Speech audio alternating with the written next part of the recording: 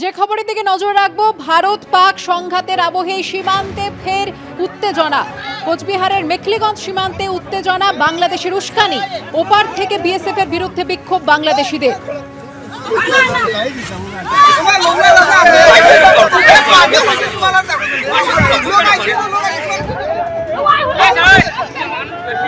কথা বলবো আমাদের প্রতিনিধি শুভেন্দু ভট্টাচার্যের সঙ্গে। শুভেন্দু, কি নিয়ে উত্তেজনা? দেখো, গতকালের ঘটনা যেটা জানা যাচ্ছে সূত্রে, যে সীমান্তে যখন পাহারা দিচ্ছিল বিএসএফ, একাধারে বেড়া রয়েছে এই সীমান্তে, সেই সময় এক মানসিক ভারসাম্যহীন যুবক সে বাংলাদেশের দিক থেকে ভারতে ঢোকার চেষ্টা করে এবং তারপরে বিএসএফ যখন বুঝতে পারে যে সে মানসিক ভারসাম্যহীন, এরপরে তাকে কিন্তু বাংলাদেশে আবার ফেরত পাঠানোর চেষ্টা করে বিএসএফ। যখন বাংলাদেশে বিএসএফ তাকে ফেরত পাঠাতে চেষ্টা করে, সেই সময় স্থানীয় বাংলাদেশি যারা নাগরিক ওই এলাকার, তারা কিন্তু বিএসএফ এ এসে দেখায় এবং সেখানে রীতিমতো বিএসএফকে হেনস্থা করা হয় এবং ঘটনার পরেই কিন্তু উত্তেজনা ছড়ায়। পরে সেখানে বিএসএফ সেখানে সেখান থেকে বিএসএফ কিছুটা সরে আসে এবং তারপরে কিন্তু পরিস্থিতি কিছুটা হলো উত্তেজনা সেটা প্রশমিত হয়। সব মিলিয়ে ভারত আর বাংলাদেশের মধ্যে যে সীমান্তে একাধিকবার আমরা কিন্তু লক্ষ্য করেছি, মেখলিগঞ্জ সীমান্তে বাংলাদেশ নাগরিকদের, বাংলাদেশি দুষ্কৃতীদের, তাদের কিন্তু বিক্ষোভের মুখে পড়েছে। ফের একবার এই ঘটনা ঘটলো, যার ফলে যথেষ্ট চাঞ্চল্য ছড়িয়েছে এলাকায়। ধন্যবাদ শুভেন্দু।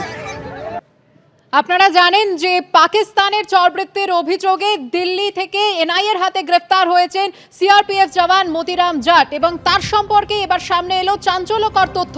পহেলগাঁওয়ে মোতায়েন ছিলেন এই মতিরাম জাট এবং পহেলগাঁও হামলার এক সপ্তাহ আগে দিল্লিতে মোতায়েন করা হয় তাকে।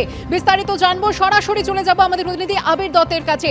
আবির, পহেলগাঁওয়ে এই মতিরাম জাট ধৃত সিআরপিএফ জওয়ান, তিনি মোতায়েন ছিলেন, তথ্য পাচার করেছিলেন, কি কি জানা যাচ্ছে তার সম্পর্কে? দেখো, একেবারে, এবং পেহেলগামে সে যখন সেখানে মোতায়েন ছিলেন তার ঠিক 7 দিন আগে, তাকে ঠিক ঘটনার 7 দিন আগে তাকে নিয়ে আসা হয় দিল্লিতে। এবং এএসআই র্যাঙ্কের এই যে অফিসার, সেই অফিসার তার সোশ্যাল মিডিয়াতে বেশ কিছু অ্যাক্টিভিটি যেটা সন্দেহভাজন, সেখান থেকেই প্রথম তাকে সন্দেহ চোখে দেখা হয় এবং তারপরে তার মোবাইল খতিয়ে দেখার পরেই সিদ্ধান্ত নেওয়া হয় যে তাকে পেহেলগাম থেকে নিয়ে আসা হবে কাশ্মীরে, পেহেলগাম থেকে নিয়ে আসা হবে দিল্লিতে।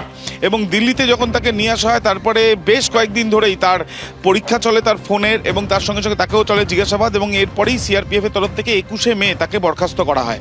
এবং তারপরেই এনআইএকে জানানোর পর এনআইএ তথ্য প্রমাণ সংগ্রহ করার পর তাকে গ্রেপ্তার করে। গতকাল তাকে গ্রেপ্তার করার পরে তাকে হেফাজতে ইতিমধ্যে পাওয়া গিয়েছে। এখন প্রশ্ন যেটা ইতিমধ্যে উঠছে যে তাহলে পেহেলগামে সে ছিল, তাহলে পেহেলগামের কি কোনো তথ্য সে দিয়েছিল? এই ঘটনার সঙ্গে তার কি যোগ আছে? এখনও পর্যন্ত সেরকম তথ্য প্রমাণ নেই বলেই এনআইএ সূত্র থেকে জানা যাচ্ছে। তবে তার সোশ্যাল মিডিয়ায় বেশ কিছু অ্যাক্টিভিটি এবং তাকে জিজ্ঞাসাবাদ এবং পারিপার্শ্বিক তথ্য প্রমাণ খতিয়ে দেখে তারা মনে করছেন 2023 থেকে বেশ কয়েকবার ইন্টেলিজেন্স অফিসার যারা আইএসআইতে রয়েছে পাকিস্তানে, তাদেরকে বেশ কিছু তথ্য সে পাঠিয়েছিল, বদলে সে এমনকি লাভবানও হয়েছে, অর্থাৎ আর্থিকভাবে লাভবান হয়েছে সে। এবং এই যে তাকে প্রথমে বরখাস্ত করলো সিআরপিএফ, তাদের যে এনকোয়ারি, সেই এনকোয়ারিতে সে তাকে প্রথমে ধরা হলো এবং তারপর এনআইএ তদন্ত করতে গিয়ে দেখা গেল যে এনআইএ আধিকারিকরা দেখতে পেলেন যে তার একাধিক ক্ষেত্রে তার তথ্য, ভারতের গুরুত্বপূর্ণ বিষয় সিকিউরিটি সংক্রান্ত তথ্য তারা সে জানিয়েছে আইএসআইকে, এবং সে তার সেই জন্য সে টাকাও নিয়েছে, সে লাভবানও হয়েছে। এই ক্ষেত্রে কি সে নিজে একাই এই জিনিস করেছে, নাকি তার সঙ্গে অন্য আরও কেউ রয়েছে, সে বিষয়টাও জানার চেষ্টা চালানো হবে। 6 তারিখ পর্যন্ত তাকে হেফাজতে পেয়েছে এনআইএ, তাকে জিজ্ঞাসাবাদের প্রক্রিয়া চলছে।